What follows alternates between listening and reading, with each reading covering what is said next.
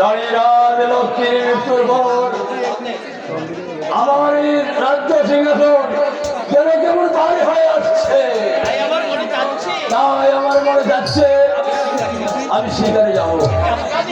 এতে আপনাদের কি অভিমত? আপনি শিকারে ধরে এটা খুব ভালো কথা। এটা আমাদের কেউ আবুতে থাকতে পারে না।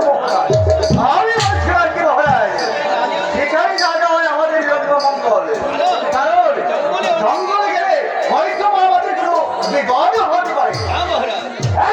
মহারাজ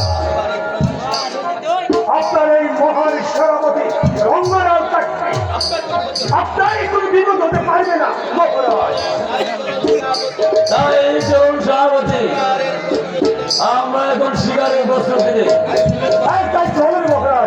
তাই চলুন সভাপতি রঙ্গরাজ।